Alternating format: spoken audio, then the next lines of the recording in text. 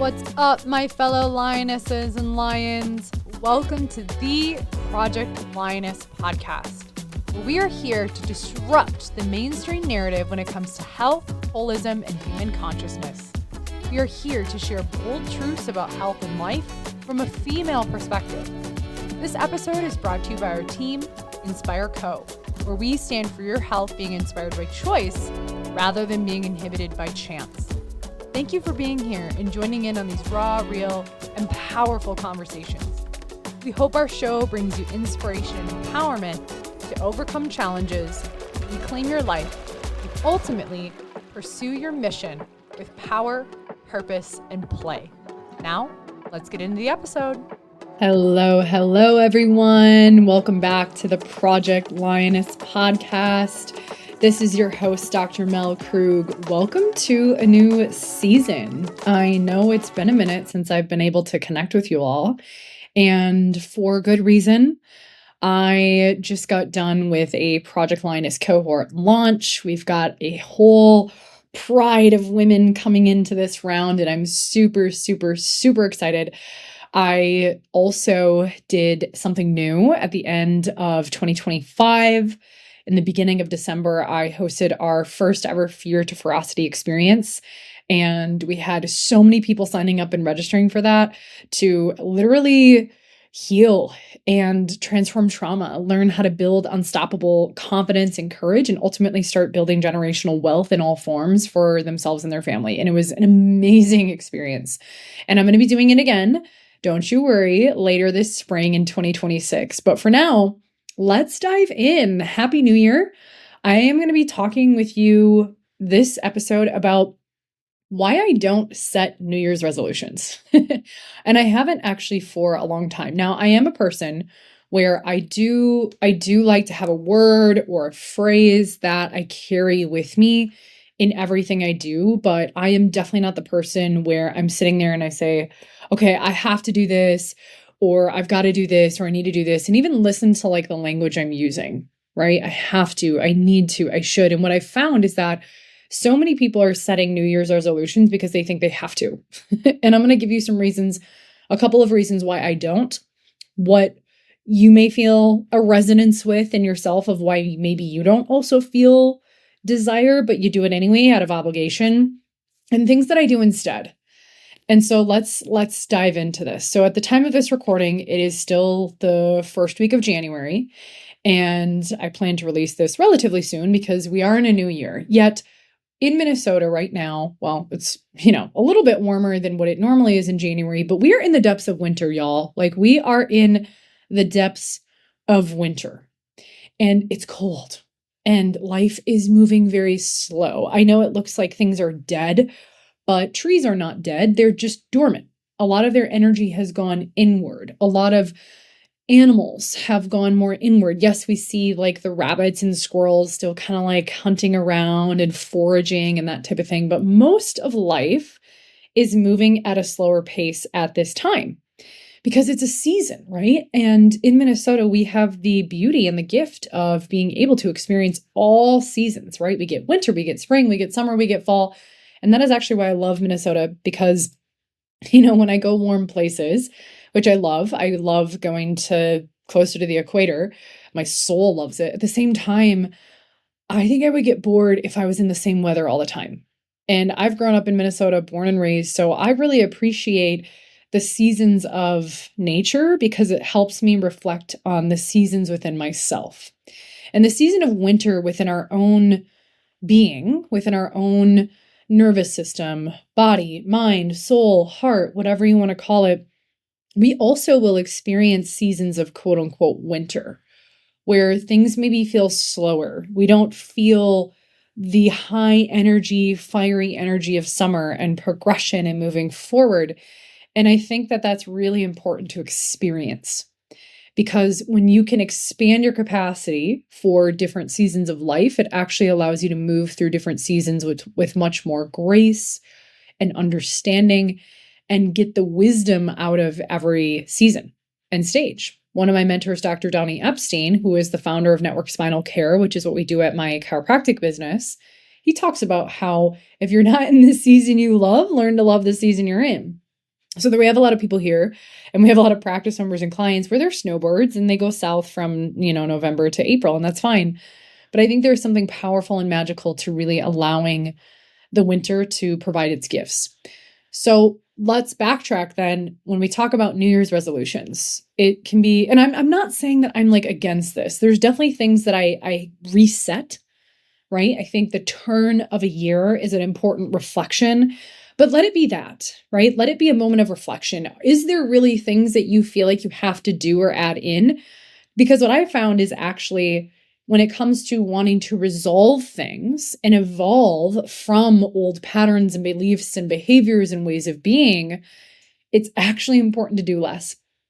Stop doing the things that are out of alignment with your values. Stop doing the things that are distracting you from living the life that you truly want.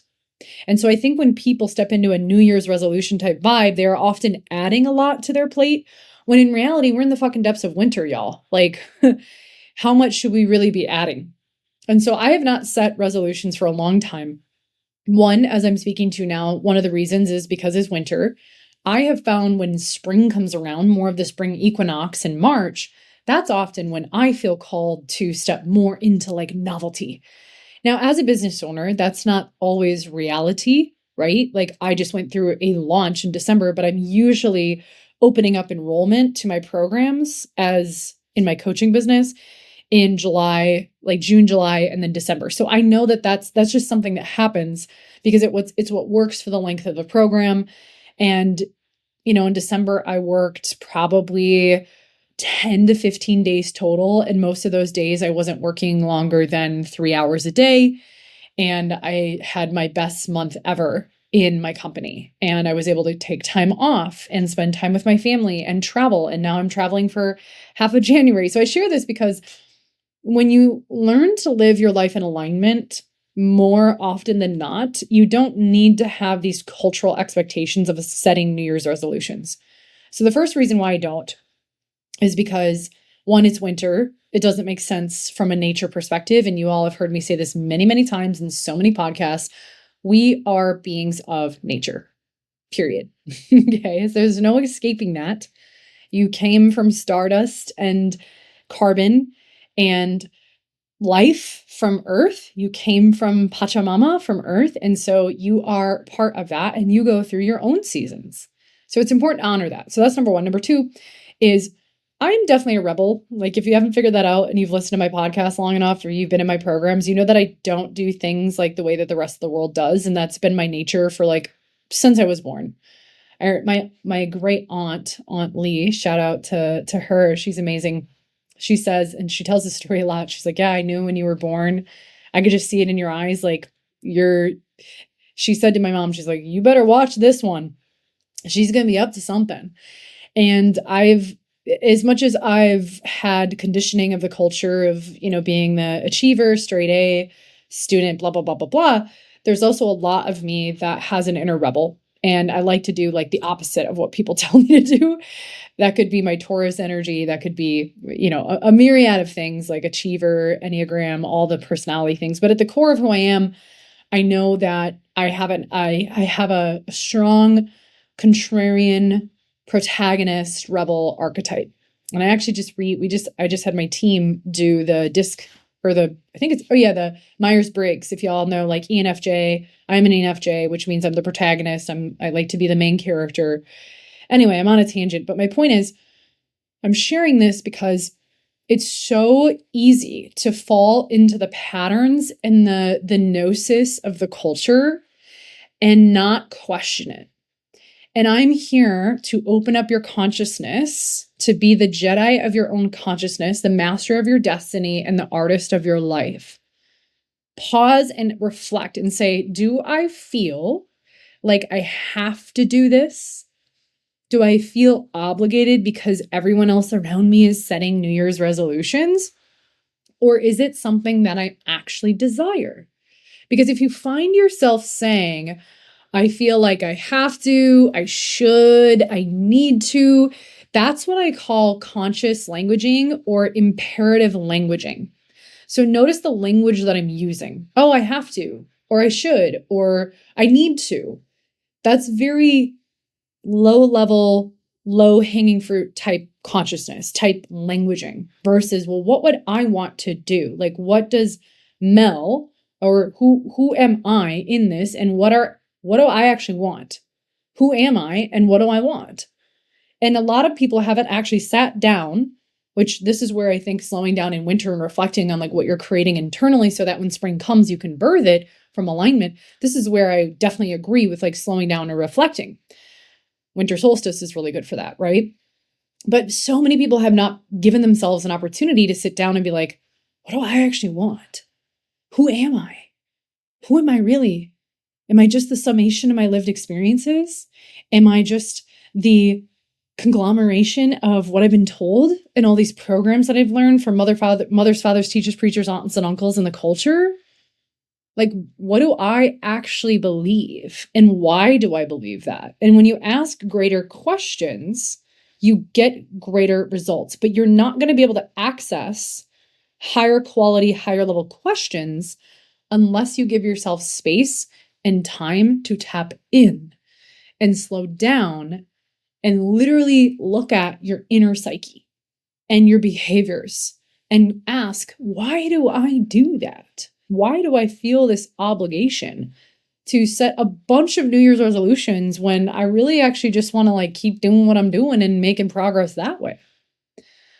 So I digress. Hopefully those questions are valuable to you. This is something I teach my high-level clients, people in my Project Lioness program, to actually get through the gunk and brush away the turbulence, brush away the programs that you've been taught and you've never actually questioned why. Why do you do it? And a lot of people say, oh, well, it's just like how I've always done it, or that's what I saw my mom do, or I've never witnessed or have seen someone demonstrate something different. And that's where I feel like for me, my greatest vision, mission, and purpose is to help people remember, one, who they are, reclaim their life, or at least claim a life that is in alignment with their values and their biology and beyond. And that requires us to question and sometimes disagree with the way that we see life played out. And one of my missions, like I said, is to embody that, to ultimately give you permission to do the same, even if at times it's challenging, or people don't agree with you, or you hear your family members say like, well, why don't you just do it how everyone else does it? That just doesn't sit well with me. It never has. And the times it maybe did, I was suppressing so much of my own creativity and my own genius in that process. So if this one message helps you open up and say, you know what, I've actually never really agreed with that either, great, then my job is done. Because if I can be an embodiment and give you permission to do that, simply through hearing my voice and hearing me share what my life has been like behind the scenes and what I'm working through, then great. Let that be the osmosis that you need to give yourself permission to do the same, to know that you're not alone, that there are other people who are choosing to live a life in alignment with what they desire.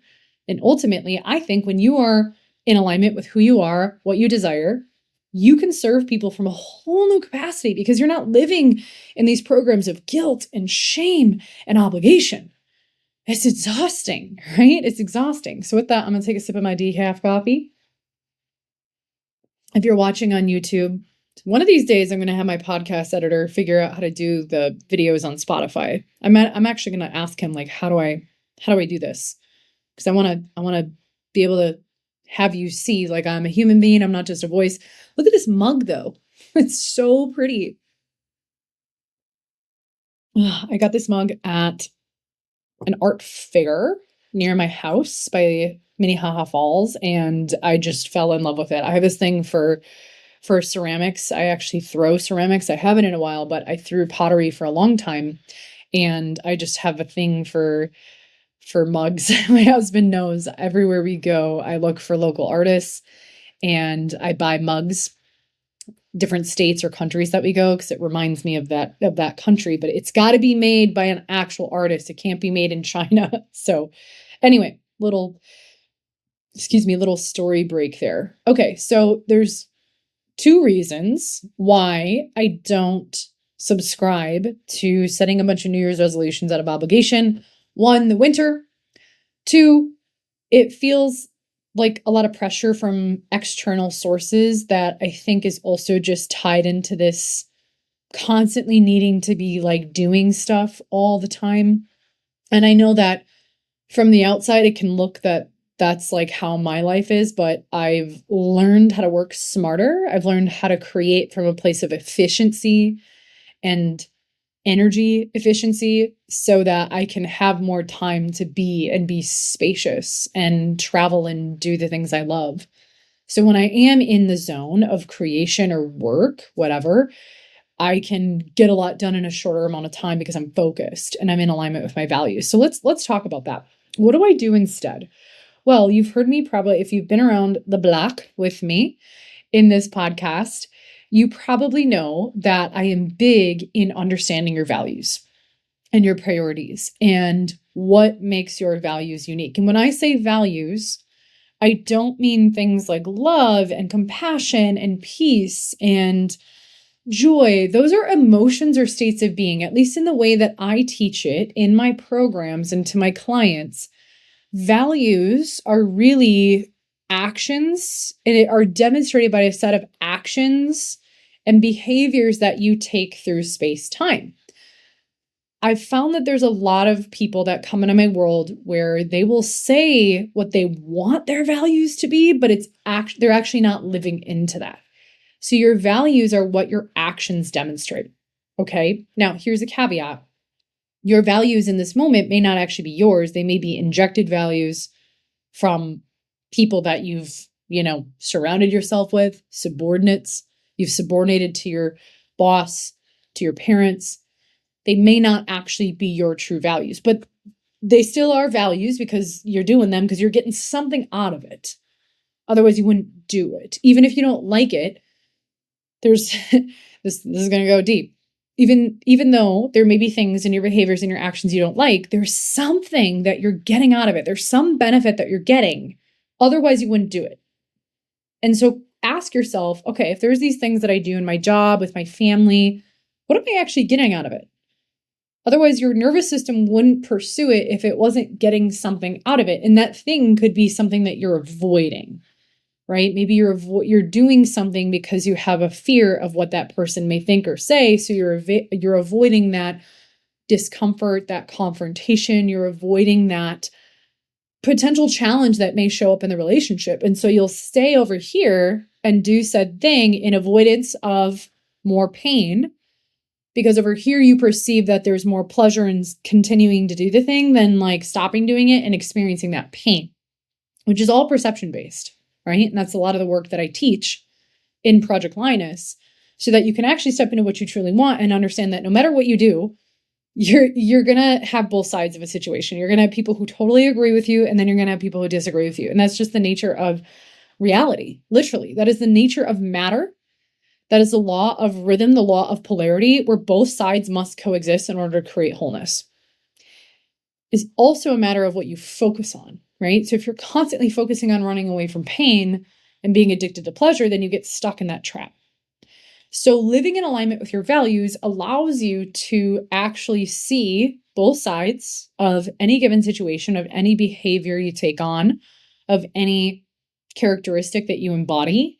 And it ultimately is a gateway towards more vitality. And so when you're living in alignment with your values, more often than not, you don't have this incessant desire or need to like quickly figure out resolutions or do other things that other people are telling you what to do, because you know who you are, number one, and two, you know what you want. Those are the core things that I see really will create a lot of chaos in people, is they don't know what they want. And I don't mean material stuff, right? Like I don't mean wanting material things. Like you can want to spend more time with your kids. You can want to quit your job. You can want to start the business. You can want to travel the world, right? Like those are physical things that you experience as a human being, that it's important to have desire. We as human beings will have desire. The question is, how devoted are you to your desires? I digress. So a lot of people will get really confused and experience a lot of chaos in their mind and their body when they don't know what they want and they don't know who they are. Period. They don't have a North Star, which your values and your mission and your vision and your purpose create your North Star. That's what I teach in my Project Lioness program. What is your North Star? What is unique to you, that's pulling you even in the midst of challenge, even in the midst of when things come up.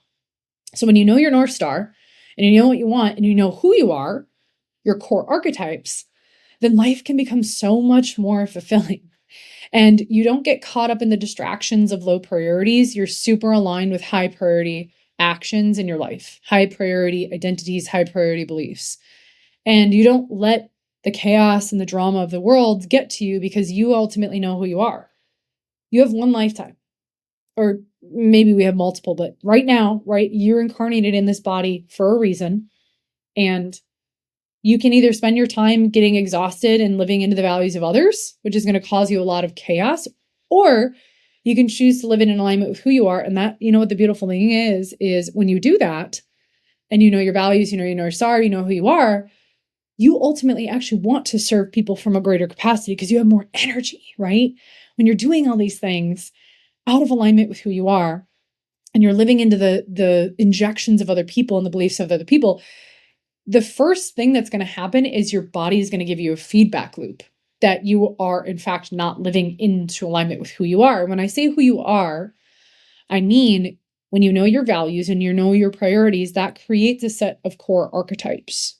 So, for example, I know that I am a teacher through and through. I know that I am a healer through and through. I know that I am an entrepreneur through and through. Now, there's many different ways that I teach. There's different ways that I heal. There's different ways that I build entrepreneurial endeavors. And I could be teaching you on this podcast. I could be teaching you in one of my programs. I could be teaching you when we're just hanging out on the couch, right? That is so innate to me. And in fact, it's written in the stars, right? It's so innate to me in my code, in my codex, that there's no denying it. And it's even in my lineage. My parents were teachers, my grandparents were teachers, and it's something that I absolutely love to do, and I would do for free until the end of time. So that is what I'm talking about when you know who you are, which, yes, you're a soul that's living in a human body, having a human experience. I get that. But when you know who you are in this lifetime and you know those core archetypes that pull you into a state of love versus desperation, that's going to ripple effect into the people around you. That's going to help you serve other people because you're giving from a place of abundance and high energy. Now, when you're not in that zone of knowing who you are, right? All the things I'm teaching you, I call that your zone of genius or your zone of inspiration. When you drift outside of that, the beautiful thing is your body and your mind have ways of telling you that you're out of alignment. And it comes through your body, number one. So it comes through your physiology. So if your body is giving you a lot of feedback loops, like symptoms, those are things to pay attention to and not just suppress and numb and run away from. Because your body's intelligent, your brain is intelligent, and your body has ways of telling you when you're out of alignment, both physically, mentally, emotionally, and spiritually. And your body, again, is so brilliant at doing this. So your body is the first thing that gives you the feedback loop. So this is why I tell you symptoms are intelligent. Symptoms are the cure. It's information. It's information in form, in a state, right? Y'all know I like the etymology of words, okay? So the first thing is physiology. Check yourself. Is your body giving you cues that something's out of alignment? And it could be in any domain of life. I call this the wheel of wholeness. It could be in your personal, physical well-being. It could be in your mental, emotional well-being. It can be in your social life, your family life, your vocation, which is your career or your business. It could be in financial. It could be in spiritual, right? There's all these different domains in the wheel of wholeness that can give you feedback loops through your body that something's off. And that something being off could be you doing something that you know your intuition has told you so many times deep down, stop fucking doing this. But you don't listen. And so you keep doing it, and then you wonder why you keep doing it, and you keep getting the headache. Or every time you do said thing, you get quote unquote sick. Are you getting sick, or is your body trying to tell you and make the connection? There's something to consider here, just a different way of perceiving life. The first feedback loop is physiological. The second feedback loop is psychological. So ruminating thoughts. Your thoughts are not neither negative nor positive. It's just a thought that you're assigning a meaning, and they're not limiting. If people talk about limiting beliefs and limiting thoughts, no, a thought is a thought is a thought. And yes, can it have a tone of contraction or a tone of expansion? Yes. But the ones that are the tone of contraction, that's also something to pay attention to and say, every time I'm in this situation, I keep having these same thoughts. Well, what do you think your thoughts are telling you? Usually underneath the thoughts is an emotion that you haven't fully felt safe to experience. And then underneath that is a sensation back to the body, right? So if we don't listen to the cues in our body, it generally then becomes an emotion, which becomes more mental, emotional, psychological. Those are intrinsic feedback loops. So your body is a brilliant feedback loop mechanistic or vitalistic system that is informing you all the time, because guess what? Your body wants to live in alignment. Your body mind wants to be in equilibrium. It is how you were designed. It is the brilliance of your design of creation. Like, thank you for that, right? So if we don't listen to the internal intrinsic feedback loops, it's going to go extrinsic. So meaning relationships, social dynamics, the same patterns happening over and over and over again. For example, I see this sometimes with women. I love you all. And if you keep bouncing around to different relationships, and then all of a sudden you have this belief that men are bad or women are bad, what's the common denominator here? Is it all of those men? Or is there something deeper that you haven't taken personal responsibility? Because my friend, you are the common denominator of all of those relationships. So if you're noticing pattern to pattern to pattern to pattern and wondering why the same pattern keeps happening, there's probably a resonance within you that's waiting to be cleared so that you can up-level your identity and your frequency and your timeline to then move into a new way of being in relationships, which when you do that and you learn to love yourself, then you attract different relationships because your frequency and your matter has up-leveled and upgraded. And so then now you're emitting a different signal to the field, to the universe, to the relationships around you. You start noticing different people coming into your sphere because you have shifted. Now, if we don't listen to the relational feedback loops, which now we're extrinsic, then it goes all the way to the global level. And so big feedback loops that the entire culture and collective is experiencing together, which we've gone through a lot in, not just the last 5 or 6 years, but for eternity. And so anytime that I notice something happening on the planet, rather than blaming the government, blaming this leader, blaming that country, blaming that side of politics, I say, you know what? Whatever is happening, what's the lesson here for me? What am I judging in this experience? And what is it about that thing that I'm judging that there's probably something in me that I can learn to love within myself? So I can take radical responsibility and realize, well, I may not be physically across the world in these different countries where there's turbulence. Where am I potentially creating war, quote unquote, in my own life? Where am I avoiding war? Where am I addicted to peace? It's all a feedback loop back to you, my friend. And yes, this is the butterfly effect. This is entanglement. What's happening across the world, you may think that you're not involved, but you actually are energetically, because we're all connected through the universe. We are literally all connected through the atoms of our universe. Hopefully I'm not too meta on you, but hey, welcome to 2026, y'all. So what does this have to do with New Year's resolutions? Everything. Everything. So what do I do instead? Number 1, I choose to know who I am, know my North Star. If you don't know what I'm talking about or you don't know what your values are, I have tons of trainings on this on my website for free.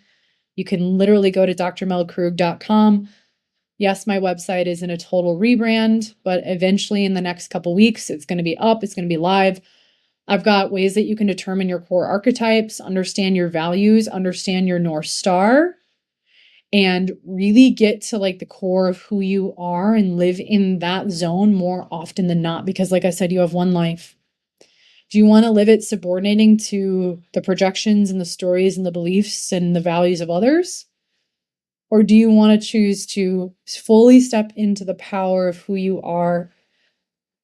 The choice is yours, but you have one life. And something that I've been really reflecting on as we wrap up this episode is eventually you're going to be 3 days away from your deathbed. And we don't know We don't know when that is, right? Like we think we can have this idea, but it could be 3 days from now. And if it was 3 days from now, what would you regret not doing or continuing to do? And you're probably going to figure it out real quick, right? Because there's this cult where what we're doing in this exercise is like, it's called the death exercise, right? There's a lot of books about people who on their deathbed have written like, these are the 5 regrets. I think there's a book called like 5 Regrets of the Dying, or I forget. I'm totally botching it. I'm sorry, but you can probably find it with that keyword search. But imagine you're 3 days away from your death. What would you regret doing? And what would you regret not doing?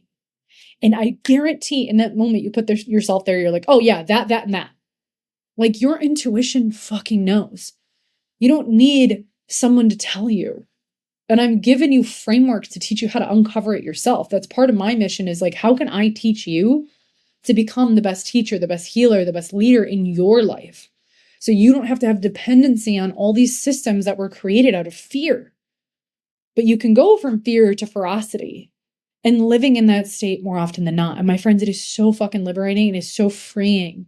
Doesn't mean you're not going to deal with challenge again, but I digress. Red pill, blue pill, except me over here in the Matrix being Morpheus. I'm not here to give you a pill. I'm actually here to take away the quote unquote metaphorical pills that you've been prescribed and you've subscribed to, and really get to the core of like, who are you in all of this? And how do you want to live your life? Who do you want to spend your time with?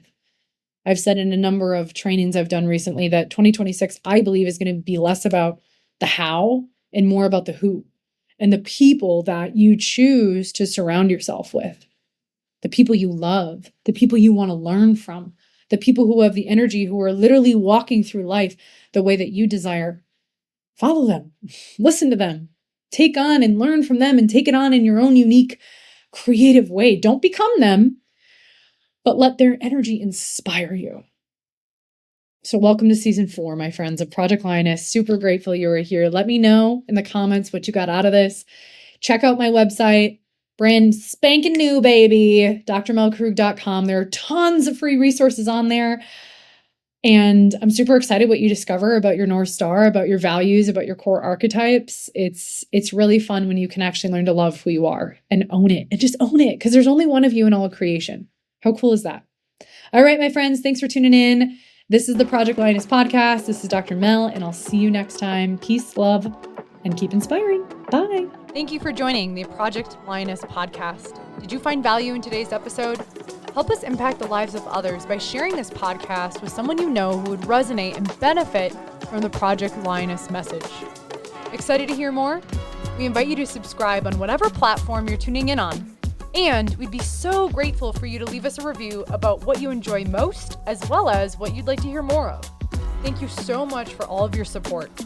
Sincerely yours in power, purpose, and play. Dr. Mel with the Project Lioness podcast. Keep rising, keep roaring, and keep inspiring.